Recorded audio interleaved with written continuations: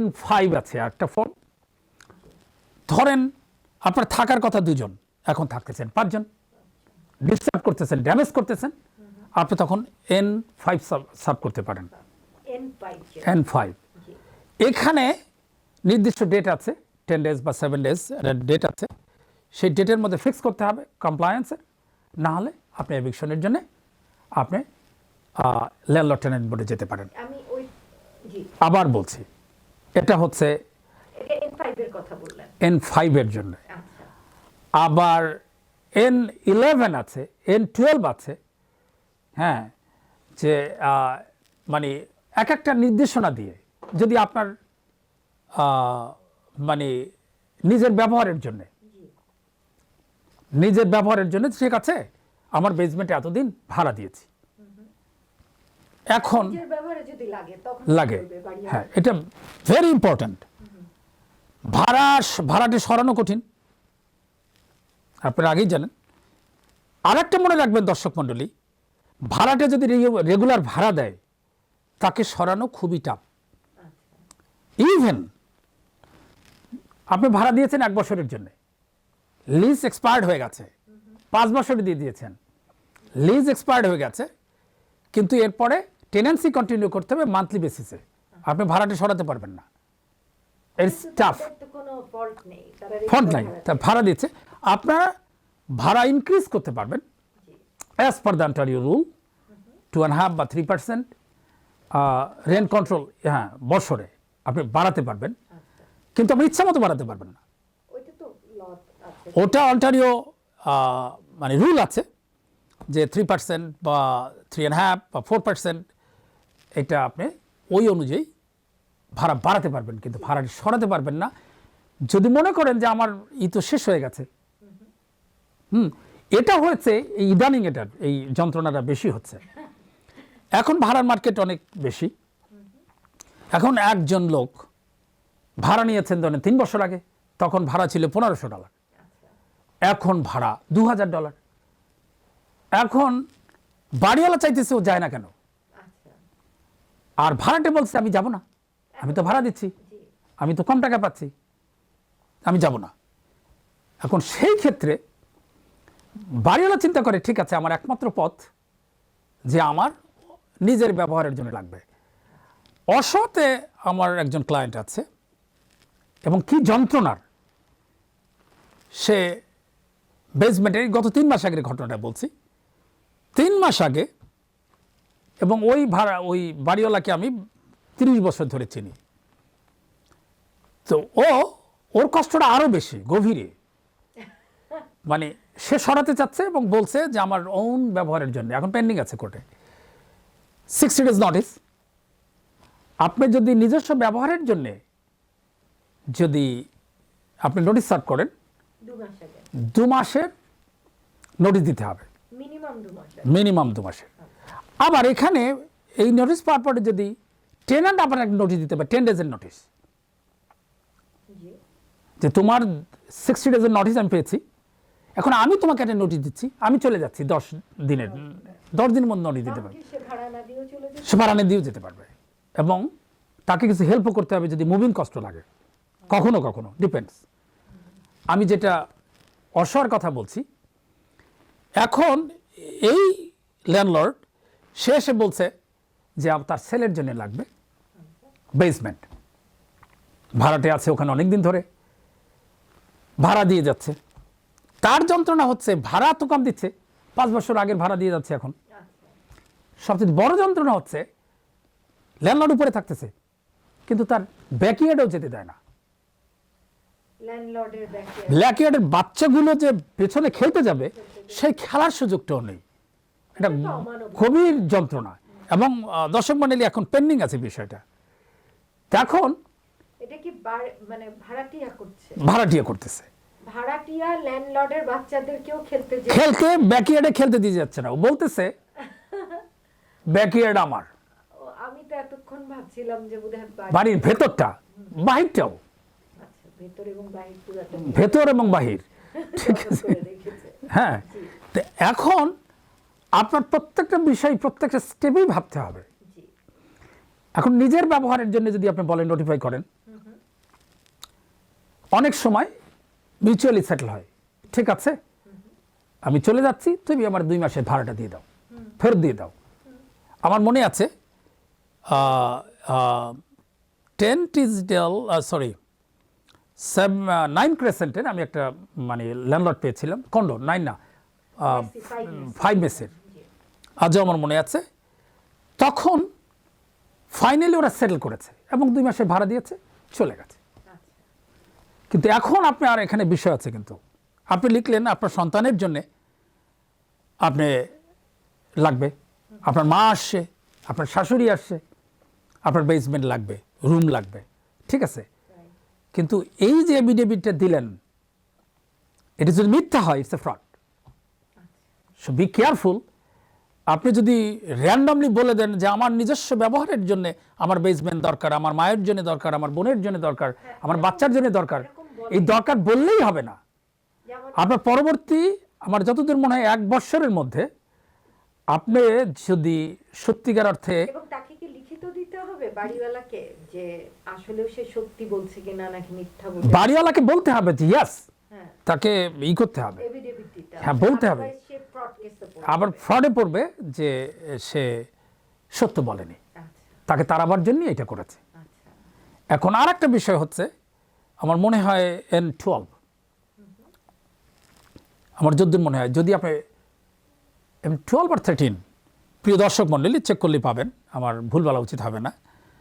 সেটা হচ্ছে যে যদি আপনি প্রপার্টি ডেমলিশ করেন, মানে রিনোভেশন বলতে চান? হ্যাঁ ডেমলিশ করেন, ওকে, ঠিক আছে। ধরেন এখন আমার ওই একই জায়গায় আমার কয়েকটা বাড়ি আছে, আমি ডেমলিশ করতেছি। ডেমলিশ করার ক্ষেত্রে আপনি নোটিশ সার্ভ করতে পারেন, সেখানে 60 days নোটিস যে আমি ডেমলিশ করব, আমি বাড়ির পজিশন চাই, সেজন্য আপনি নোটিফাই করতে ব্যবহারের জন্য ইউজ করতে হলেও বাড়িওয়ালাকে লাগবে, ভাড়াটিয়াকে মিনিমাম 2 মাস 2 মাসের নোটিস দিতে হবে। ইভেন আপনি যদি বাড়ি বিক্রি করেন, সেখানে আপনি নোটিফাই করতে হবে।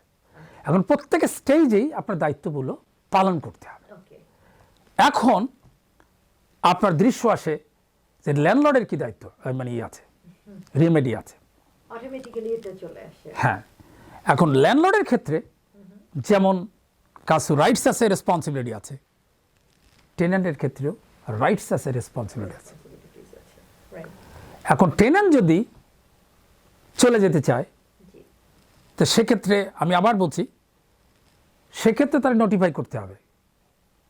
এবং যদি আপনার লিজ থাকে, লিজ যদি ভাঙেন, আপনি তাহলে পেনাল্টি দিতে হবে, যদি আপনি লিজের আগে সরে যেতে চান।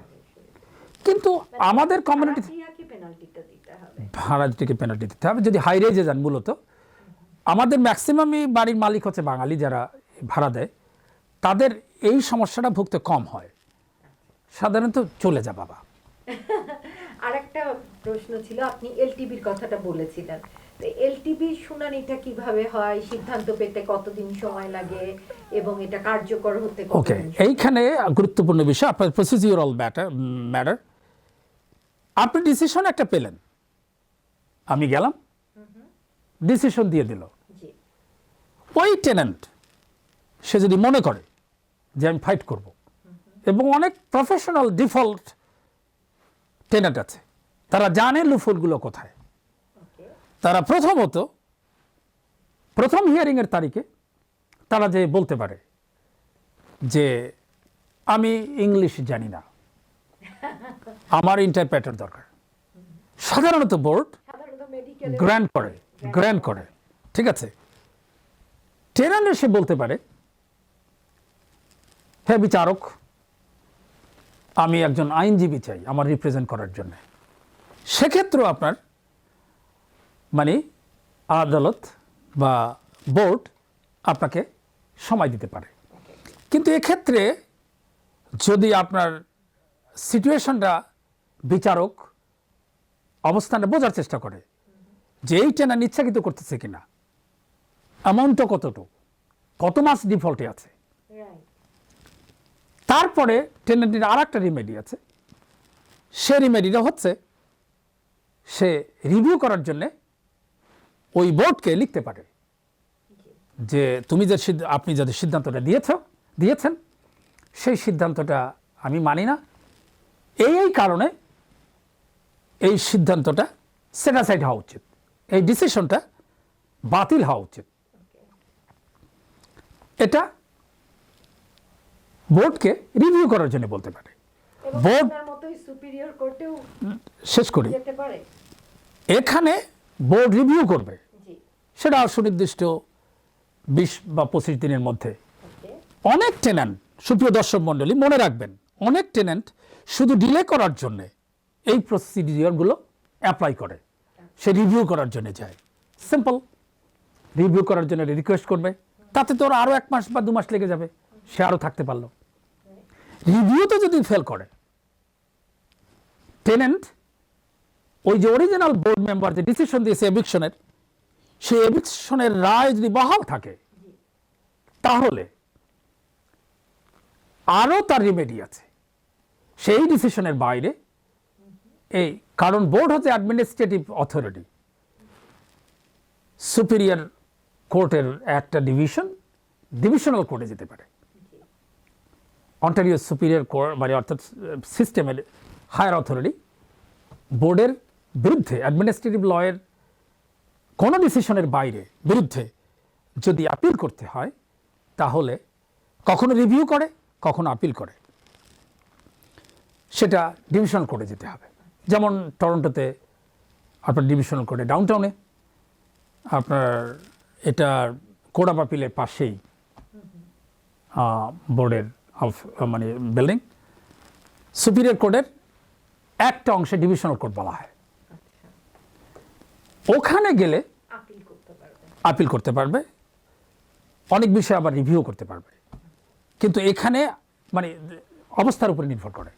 আপিল আপনি করলেন, মূল কাজটা হচ্ছে টেন্যান্ট যে সিদ্ধান্তটা নেয়, আমার জীবন থেকেই বলছি, শুধু কালক্ষেপণ করা।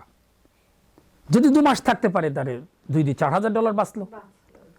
ওদিকে যে ল্যান্ডলর্ডের জীবন যাচ্ছে সেটা আর বুঝতেছে না। ঠিক আছে, বোর্ডে গিয়ে তখন ডিভিশনাল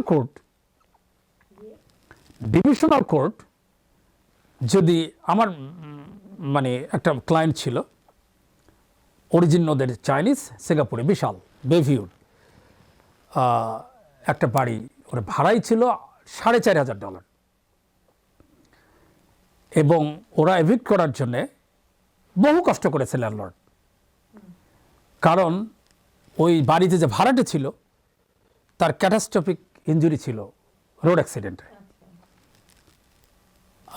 তাকে সরাতে বহু কষ্ট পেয়েছিল ল্যান্ডলর্ড। আমি ছিলাম এবং সৌভাগ্য বা দুর্ভাগ্যক্রমে আমি ল্যান্ডলর্ডের পক্ষে আমি হাজির হয়েছিলাম। ল্যান্ডলর্ড বোর্ডে এভিকশন অর্ডার আছে, রিভিউ হচ্ছে, রিজেক্ট হয়েছে, ডিভিশনাল কোর্টে গেছে, রিজেক্ট হয়েছে, কোর্ট অফ আপিলে গেছে। ডিভিশনাল কোর্ট থেকে যদি রিজেক্ট হয় বা যদি কোনো আপিল ডিসিশন বা রিভিউ যদি বাতিল হয় বা ডিসমিস হয়, যে কোনো মোশন বা অ্যাপ্লিকেশনস, তাহলে ওই সিদ্ধান্তের বিরুদ্ধে court of appeal, Ontario court of আপিলে যাওয়ার সুযোগ আছে। উভয়েরই কিন্তু এক্ষেত্রে আমি কিন্তু একজনের কথাই বলে যাচ্ছি, দুজনেই যেতে পারে, মানে সংক্ষুব্ধ পার্টি উভয়েরই রিমেডি আছে কোর্ট অফ আপিল পর্যন্ত। এখন কোর্ট অফ আপিলে ওই যে চাইনিজ আমি যেটা বলছিলাম, বাড়িটার কথা বলছিলাম, court of appeal eviction confirm. আমি টেন্যান্টের পক্ষে, কারণ আরও একটা কারণ ছিল, আমি ওই টেন্যান্টের লয়ার ছিলাম। ওই ক্যাটাস্ট্রফিক যে ইনজুরি, প্রায় $10 মিলিয়ন ক্লেম, ওটা আমার আগেও প্রায় 9-10 জন লয়ার ছিল, 11 জন লয়ার ছিল, তারপরে আমার কাছে আসছে। বহু ঘটনা, ওই লাইনে আমি যাচ্ছি না। না, সে অলরেডি $2 মিলিয়ন মানে অর্থাৎ ফাইলের উপরে লোন নিয়েছে এবং লয়াররাই নিয়েছে ম্যাক্সিমামই, এবং ক্যাটাস্ট্রফিক ইনজুরি আমি দেখেছি, আমার অফিসেও আসছে তারা। এনিওয়ে, এভিকশনের কষ্টটা আমি বললাম যে এভিকশন করা আরও টাফ। এবং ওরা ফায়ার ট্রাক আসছে, ফায়ার ট্রাক এসে ওই লোককে তুলে নিয়ে গেছে অ্যাম্বুলেন্সে, আচ্ছা কারণ ওরা যাবে না। সন্ধ্যা পর্যন্ত বসেছিল মানে ওরা ওই শরীফ অফিস আচ্ছা এভিকশন করার জন্য, কারণ কোর্ট অফ আপিল কনফার্ম করে দিচ্ছে এভিকশন। কিন্তু শরীফ অফিস এটাকে এনফোর্স করার জন্য সন্ধ্যা পর্যন্ত বসেছিল, রিকোয়েস্ট করেছে তুমি সরো। কারণ তারা আর একটা ভয় দেখিয়েছে যে ওই যে ক্যাটাস্ট্রফিক ইনজুরি যেই লোকটা, সে তো এরকম বসে আছে, তাকে যদি জোর করে উঠে তার হার্ট অ্যাটাক করে মারা যায়, সেটা একটা ভয় ছিল। এবং ফাইনালি সেটা হয়েছে। তারা যখন তাকে নিয়েছে জোর করে নিয়ে হসপিটালে নিয়েছে, ওই পথে তার হার্ট অ্যাটাক হয়েছে। ও মাই গড। তার পরবর্তীকালে ঘটনা আমি জানি না, আচ্ছা আচ্ছা কারণ ওই যে মানে আমার টেনান্ট ছিল এবং আমার ক্লায়েন্ট ছিল, পরে ওরা সিঙ্গাপুরে ফিরে গেছে, ওরা অরিজিন সিঙ্গাপুরের, সিঙ্গাপুরি চাইনিজ। পরে আবার সিঙ্গাপুর হ্যাঁ, যাওয়া তো সুতরাং ল্যান্ডলর্ডের ক্ষেত্রে অনেক ক্ষেত্রেই যন্ত্রণা ভোগ করতে হয়, জি কিন্তু টেন্যান্টের অনেক যন্ত্রণা আছে। সেটাই। এতক্ষণ আমরা একতরফা ভাবে শুধু ভাড়াটিয়ার যন্ত্রণার যেমন- কথাই শুনলাম। যেমন এখানে ডোমেস্টিক ভায়োলেন্স আছে, ভাড়াটে বেসমেন্টে থাকে, আর মালিক স্বামী স্ত্রী মারামারি করে, ঠিক আছে, বা অ্যাবিউজ করতেছে উপরে বাড়িওয়ালা ডিস্টার্ব। কারণ মনে রাখতে হবে পিসফুল এনজয়মেন্টের কিন্তু প্রধান শর্তটাই হচ্ছে টেনেন্সির পিসফুল এনজয়মেন্ট। আপনি ডিস্টার্ব করতে পারবেন না, তার অধিকারটুকু খর্ব করতে পারবেন না। Right. প্রতি মুহূর্তে মনে রাখতে হবে বাড়িওয়ালা হিসেবে এবং টেনেন্ট হিসেবে একে অপরের শান্তি বিনষ্ট করতে পারবেন না। এবং রেসপেক্টফুল হতে হবে সব। রেসপেক্টফুল হতে হবে এবং মানবিক হতে হবে। অবশ্যই। সবথেকে বড় কথা হচ্ছে, এখন আপনি উপরে শব্দ করতেছেন, মিউজিক দিচ্ছেন, ইউ ক্যানট ডু দ্যাট। আপনি এক্ষেত্রেও আপনি বোর্ডে আশ্রয় নিতে পারবেন, আচ্ছা আপনি সিটিকে কল করতে পারবেন যে আমাকে নিউসেন্স করতেছে, আমাকে ডিস্টার্ব করতেছে, আমার শান্তিপূর্ণ এনজয়মেন্টের বাধা দিচ্ছে, রাত 2টার সময় মিউজিক হচ্ছে, ড্যান্স হচ্ছে, এটা আপনি পারবেন না ল্যান্ডলর্ড। সেক্ষেত্রে টেন্যান্টের অধিকারটা আছে। কোন আরও একটা ব্যাপার আছে, আবার ল্যান্ডলর্ড বেসমেন্টে ধরেন থাকলে একজন নারী আছে, একা আছে, এক মহিলা আছে, সিঙ্গেল মাদার অথবা একটা মেয়ে আছে। একটা বাচ্চা সহ একটা এখন বাড়িওয়ালার ছেলেটার নজর পড়লো বা বাড়িওয়ালা নিজেরই নজর পড়লো, এসে সেক্সুয়াল অ্যাসাল্টের ভয় আছে, সেক্ষেত্রেও ওই টেন্যান্টের প্রতিকার পাবার অধিকার আছে।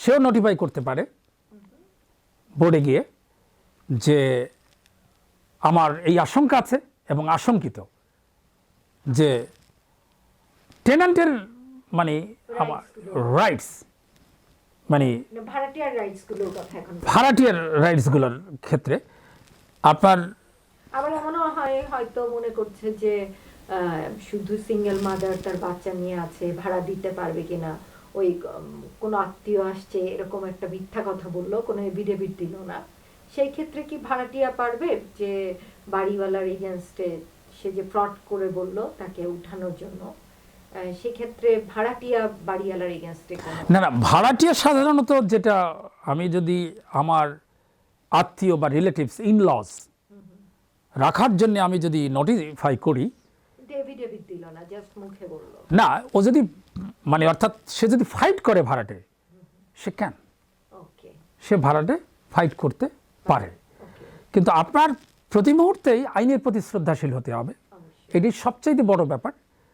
কারণ অনেক ক্ষেত্রেই আমরা আইনের কথা জানি কিন্তু আইন প্রয়োগ করি না এবং বিপদে পড়ি। এবং সাধারণ মানুষ এত কিছু জানাও সম্ভব না, না, না। যেমন আমি নিজেও কিন্তু জানতাম না, আজকে আমি অনেক কিছু আপনার কাছ থেকে এবং জানলাম। আমার কথাটা বলা হচ্ছে যে এই ল্যান্ডলর্ড ট্রাইব্যুনালের জি প্রধান কথাটা হচ্ছে সিম্পল, কিন্তু জটিলতা অনেক হতে পারে।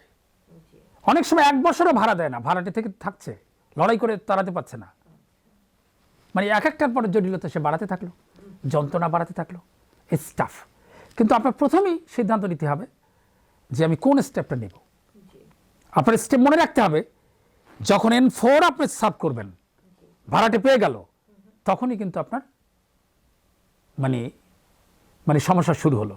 একটা বড় ইম্পর্টেন্ট জিনিস আমি ভাড়াটের উদ্দেশ্যে বলি, অনেকে ভাবে ল্যান্ডলর্ড আপনাকে, আপনি ভাড়া না দিলে কি আপনি বিদ্যুৎ বন্ধ করতে পারবেন না। ভাড়াটে যদি ভাড়া নাও দেয়, আপনি কোনো মানে আপনার principal services you can't shut up. আপনার ধরেন ভাড়াটে ভাড়া দিল না বেসমেন্টের, আপনি বিদ্যুৎ বন্ধ করতে পারবেন না, আপনি পানি বন্ধ করতে পারবেন না, it's a criminal offence, you can't do that. ঠিক আছে, এখন ভাড়াটে আপনি বললেন যে আপনি যে বেসমেন্টে আছেন, বেসমেন্টে বাথরুম নষ্ট, ফ্লোরে পানি উঠতেছে, আপনি ল্যান্ডলর্ডকে ফোন দিয়েছে, John please help me, it's flood, ভাড়াটি আসলো না। মোল্ড হয়েছে, ইটস ভেরি ইম্পর্টেন্ট জিনিস। মোল্ড হলে ওই ভাড়াটা কিন্তু মামলা করতে পারে, কারণ মোল্ড হচ্ছে স্বাস্থ্যের জন্য ক্ষতিকর। ঠিক আছে, আপনি চেক করবেন তার বেসমেন্টে ঠিক আছে কিনা। হ্যাঁ, হ্যাঁ, মোল্ড ইজ ইম্পর্টেন্ট জিনিস। এখন আপনি বলতে পারেন যে আমি ভাড়া দিব না। ভাড়াটিয়া বলল যে আমার তো পানি ফিক্স করেনি, আমার বিদ্যুৎ ফিক্স করেনি, সুতরাং আমি ভাড়া দিব না। ঘাস হচ্ছে অনেক, কেটে দেয়নি, ভাড়া দিব না। ঠিক আছে, এখন সেটা যদি না দেয়, তাহলে আপনি দাবি করতে পারেন যে আমার রেন্ট কমাতে হবে, বা রিবেট দিতে হবে, রেন্ট রিডিউস করতে হবে, বা আমার পেনাল্টি দিতে হবে। আমার বেড নষ্ট হয়ে গেছে, আমার ফার্নিচার নষ্ট হয়ে গেছে।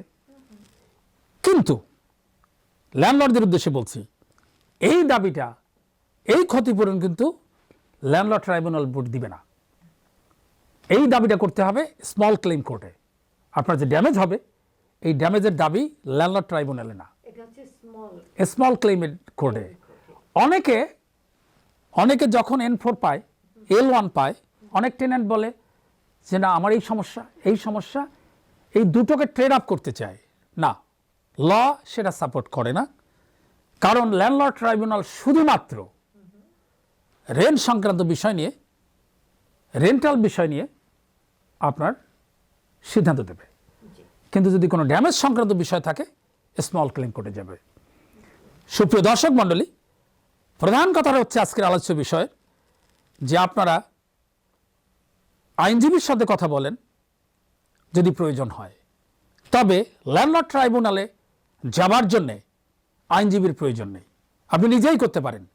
কিন্তু আপনার স্বার্থ রক্ষার্থে, আপনার ইন্টারেস্ট রক্ষার্থে আপনার কর্তব্য হবে যে আইনজীবীর পরামর্শ নেওয়া।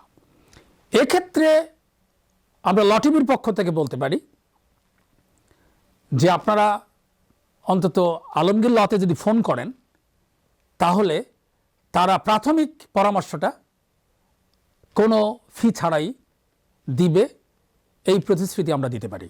এটা অত্যন্ত প্রশংসার একটা দাবি রাখছেন আপনারা, যে কমিউনিটির জন্য আলমগীর ল ফার্ম এত সুন্দর একটা উদ্যোগ নিয়েছেন, যে আপনারা বিশেষ করে বাংলাদেশি যারা আসেন, অনেকে আমরা প্রথম দিকে এসে একটা ভেবাচাকা কন্ডিশনে পড়ে যাই, এবং আপনারা ফ্রিতে ল যে ওপিনিয়ন আছে, মতামতগুলো ফ্রিতে দেবেন। সো আমি মনে করি আজকে দর্শক শ্রোতা যারা অনুষ্ঠান করছেন, এটা অত্যন্ত গুরুত্বপূর্ণ একটা ইনফরমেশন পেয়েছেন। Thank you. প্রশ্ন হচ্ছে যে আপনার প্রাথমিক বিষয়টা আমরা পরামর্শ দেব। মনে রাখবেন যে ভাড়ার উপরে নির্ভর করে কিন্তু মর্গেজ, সুতরাং প্রথম থেকে কেয়ারফুল হওয়া উচিত ভাড়া দেবার ক্ষেত্রে, ভাড়াটে পরিচালনার ক্ষেত্রে, নোটিশ করার ক্ষেত্রে, এলন সার্ভ করার ক্ষেত্রে, হিয়ারিংয়ের ক্ষেত্রে, এবং আপনার টোটাল মানে প্রপার্টি পরিচালনার ক্ষেত্রে, ব্যবস্থাপনার ক্ষেত্রে আপনার আন্তরিক হওয়া উচিত। কারণ একটু গাফেলাতি করলে পরে ক্ষতিটা বাড়তে পারে। মনে রাখতে হবে ভাড়াটে এবং ল্যান্ডলর্ডের উভয়ের ভালো রিলেশনের উপরে নির্ভর করে আপনার টেন্যান্সির এক্সিস্টেন্স এবং কন্টিনিউশনস। চেষ্টা করবেন রিজনেবল হতে, চেষ্টা করবেন যে কোনো সমস্যার সমাধান পিসফুলি করার জন্যে। আদালত অ্যাভয়েড করার চেষ্টা করবেন, যতক্ষণ না পারেন চেষ্টা করবেন নিজেরা মানে অর্থাৎ আলোচনার মাধ্যমে সমঝোতা করার জন্য।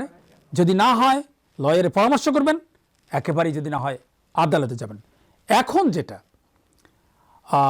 বিশেষ করে আজকের আলোচনার শুরুতেই বলা হয়েছে যে আমরা কোশ্চেন করতে যাচ্ছিলাম যে ন্যাচারাল ডিজাস্টার হলে আসলে কি ধরনের করণীয় থাকতে পারে। আমি ন্যাচারাল ডিজাস্টারের যে বিষয়টা আগেই বলেছি, সেটা হচ্ছে যখন স্নো পড়লো, ফ্লাড হয়ে গেল, সেক্ষেত্রে একই বক্তব্য। আপনি যদি ক্লেম করতে গেলে হ্যাঁ ওই না এটা তো ভাড়াটের ক্ষেত্রে, কিন্তু ইন্স্যুরেন্স কাভারেজের ক্ষেত্রে আপনার ইন্স্যুরেন্স কোটেশনে আছে আর্থকুয়েক বা ন্যাচারাল ফ্লাড ডিজাস্টারের ক্ষেত্রে ওই কাভারেজটা আছে কিনা চেক করা উচিত যারা বাড়ি কিনেন, ওই ক্লাসটা রাখার জন্য, fire, flood and natural disaster. সুপ্রিয় দর্শক মণ্ডলী, আজকের যখন আমরা দাঁড়িয়ে বক্তব্য দিচ্ছি, নিশ্চয়ই এই আলোচনাটুক আপনারা নিজেদের জানার জন্য, বোঝার জন্য, উপলব্ধি করার জন্য আপনাদের বন্ধুদের সাথে শেয়ার করবেন। কিন্তু এখন যখন আপনারা আছেন, আমরা সবচেয়ে কোভিড-19 এই মহামারীর মধ্যে জীবনযাপন করছি। এক্ষেত্রে ল্যান্ডলর্ডের জীবনে একটা অন্ধকার নেমে আসছে, বিশেষ করে অন্টারিওতে বা কানাডাতে। অন্টারিওতে এখন এভিকশন বন্ধ আছে, ল্যান্ডলর্ড কিছুই করতে পারতেছে না। আমার অনেকগুলো ফাইল আছে, জটিল অবস্থায় আছে, যে কোর্টে যাচ্ছে এবং দাখিল করতে পারছেন, কিন্তু শুনানির তারিখ পাচ্ছেন না। শুনানির তারিখ পারলে আপনি এভিকশনের ডেট পাবেন না, এভিকশন ডেট পেলে আপনি এনফোর্স করতে পারবেন না। কিন্তু এখন অন্টারিওতে যে আইনটা আছে, এখন দ্বিতীয় লকডাউনে আমরা আছি, যে এভিকশন আপনি পাবেনই না। এখন সেই ক্ষেত্রে টেন্যান্টরা আর একটা সুযোগ নিচ্ছে প্যান্ডেমিকের কারণে। এবং এই যন্ত্রণাটা অনেকের ক্ষেত্রেই, আমার ক্ষেত্রেও, আমার কিছু টেন্যান্ট আছে এখন, অনেকে ভাড়া দিচ্ছেন না, অনেকেই ভাড়া দিচ্ছে না, মর্গেজ পে করতে হচ্ছে। মর্গেজ ডেফার্ড ছিল, এখন আবার ডেফারও করা যাচ্ছে না। তাহলে কি করবে? এখন সেই চিৎকারটা এখন সবার মধ্যেই আছে। সুপ্রিয় দর্শক, মানে আমি একজন আইনজীবী, তার মধ্যেই স্ট্রাগলটা আমার মধ্যেও আছে, যে আপনি ভাড়াটে সরাতে পারছেন না। সেক্ষেত্রে আমার ব্যক্তিগত মন্তব্য, অর্থাৎ একজন আইনজীবী হিসেবে, চেষ্টা করেন ওই টেন্যান্টের সাথে, দেখো তোমার জীবনে যুদ্ধ আছে, তোমার হয়তো বা জব নেই, তুমি হয়তো বা সার্ভ পাচ্ছ বা সার্ভ নেই, বা ওয়েলফেয়ার পাচ্ছ, মানে সোশ্যাল অ্যাসিস্ট্যান্ট পাচ্ছ, কিন্তু আমার মর্গেজটা আমি দিতে পারছি না, প্লিজ।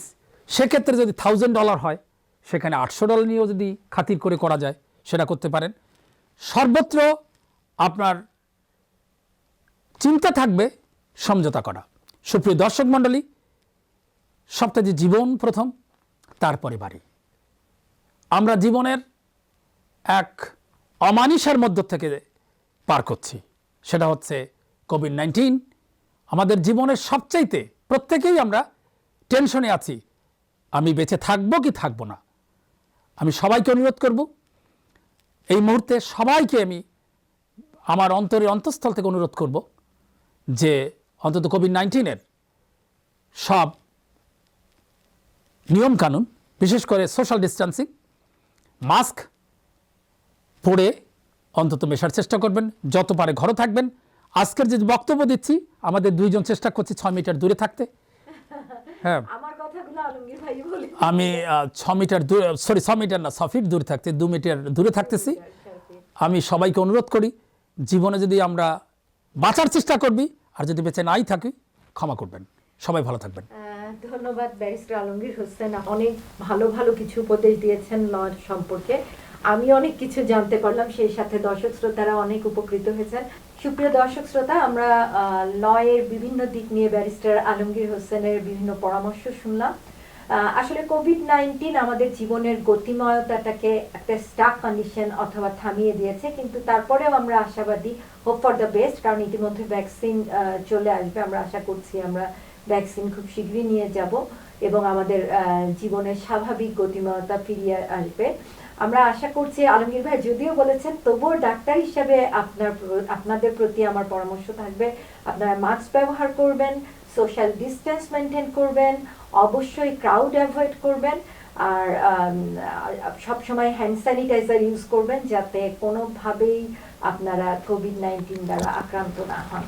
আর হাত সাবান দিয়ে ধুয়ে ফেলবেন, যতটা পারেন পরিষ্কার পরিচ্ছন্ন থাকার চেষ্টা করবেন, পার্সোনাল হাইজিন মেনটেন করবেন। সবাই ভালো থাকবেন, সুস্থ থাকবেন। ল টিভি চ্যানেলের পক্ষ থেকে আবারও অসংখ্য ধন্যবাদ জানাচ্ছি। আমি ডক্টর শাইলী আহমেদ সুইটি। আল্লাহ হাফেজ।